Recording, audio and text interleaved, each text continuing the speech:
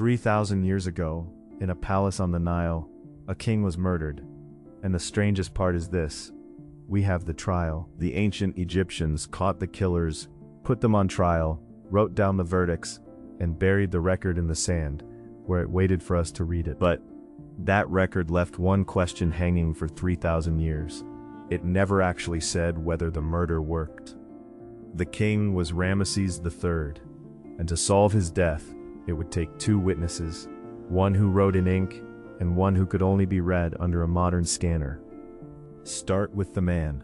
By the time Ramesses III came to the throne, roughly in the mid-12th century before the Common Era, the great age of Egypt was already fading. The exact dates carry a margin of a year or two, the way all Egyptian dates this old do. But the shape of his reign is clear. He was the last pharaoh to hold real power in the old style, and he earned it. In the 8th year of his reign, a vast migration of raiders the Egyptians called the Sea Peoples came at Egypt by land and by sea.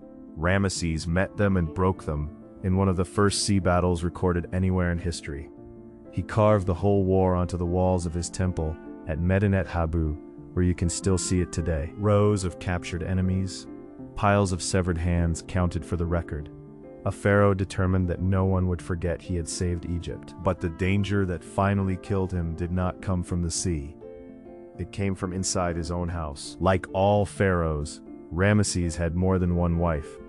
There was a chief queen, and there were secondary wives, in the part of the palace we usually call the harem. And a king with many wives has many sons, which means sooner or later, a question with no clean answer: whose son gets the throne?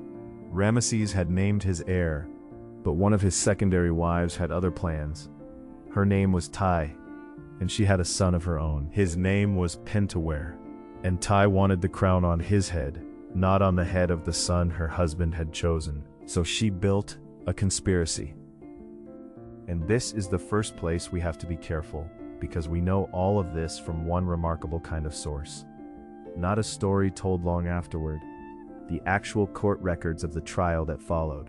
They survive across several papyri, the largest of them now in Turin, and they read less like a legend and more like a case file. Charges, names, sentences.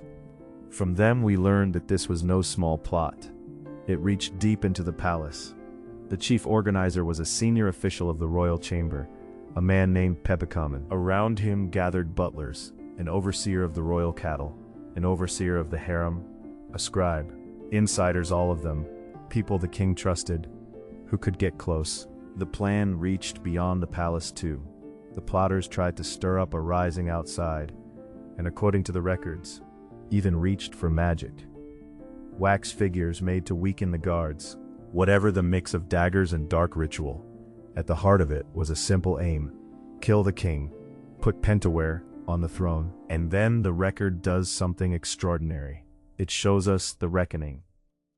The plot was discovered, and the king, or in practice his chosen heir acting in his name, appointed a court, 12 judges drawn from the officials of the realm, to try the conspirators. The trials ran in groups, and the sentences were brutal.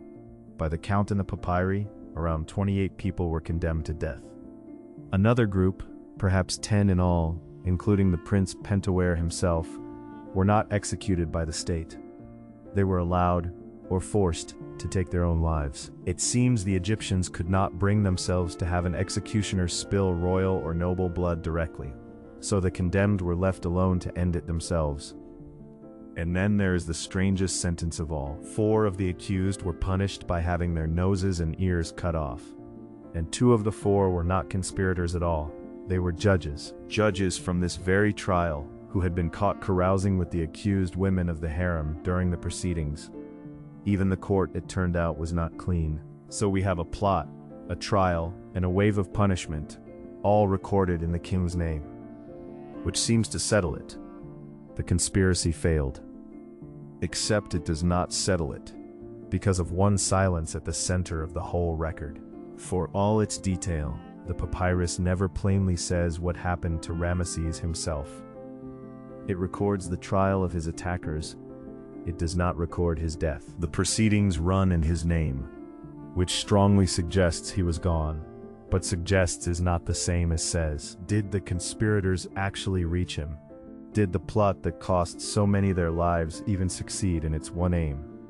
For 3,000 years, the written record could not answer that. To answer it, you had to ask the second witness, the body.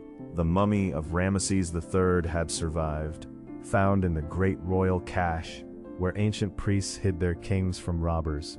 For a long time it looked, on the outside, oddly peaceful. The face was calm.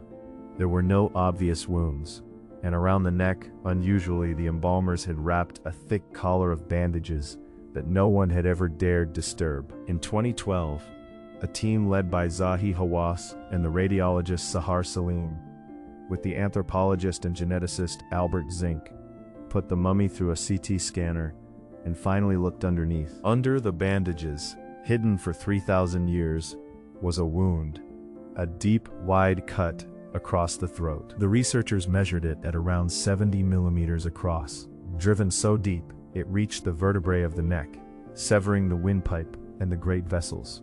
In their judgment, death would have been almost immediate. The silence in the papyrus was broken. The plot had not just been tried, it had worked. And the scan held one more small, haunting detail. Tucked inside the wound, the researchers found an amulet. A tiny eye of Horus, a wedgette, a symbol of healing and protection. In their reading, the embalmers had slipped it into the fatal cut, as if to heal in the next world the wound that had ended him in this one. There was violence beyond the throat too. The scan found that a big toe had been cut clean off by a heavy blade and never healed, which hinted to the researchers that more than one weapon, perhaps more than one attacker, had been at work. Now, here we have to hold the line between what the evidence shows and what it cannot. That Ramesses III died from a cut throat, at the time of the conspiracy tried in his name, is now about as solid as ancient history gets. The wound is real. The record of the plot is real. They fit. But the scan confirms the cause, not the culprit. It cannot tell us which hand held the blade or name the killer in the room. That join between the wound and the specific plotters is a reasonable reading, not a photograph of the crime. And there is a second body in this story, one that may put a face to the losing side.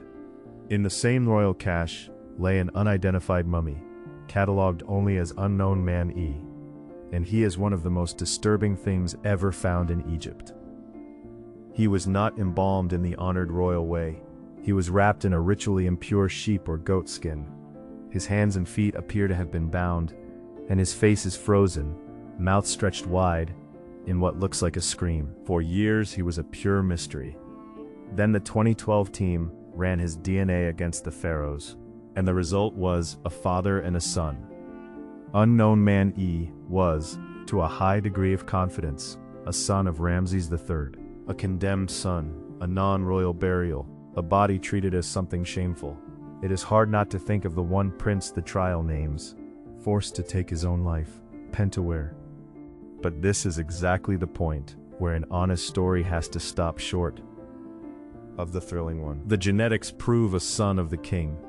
They cannot prove which son. Naming him Pentawer is an inference, drawn from the disgraced burial and the trial record. And some scholars have pushed back on it. It is likely. It is not proven. And the scream is not really a scream. A gaping jaw is a common thing in mummies as the body settles. The real mark of punishment here is the burial itself, the goatskin, the neglect, the refusal to send this son honorably into the next world. So we are left with a case that is mostly, but not entirely solved. We know the king was killed. We know how. We have the trial of the people who did it, in their own civilization's hand. And we very likely have the disgraced body of the prince at the heart of it. What we do not have is the ending of the woman who started it. Queen Tiye, the secondary wife who reached for a throne, simply vanishes from the record. Whatever became of her, the papyrus does not say. A murder, a trial, a scam, and one loose thread the sand still holds. Most kings leave us the version of themselves they wanted us to keep. This one left us the truth of how he died, and a mystery he took to the grave. True stories, known or not,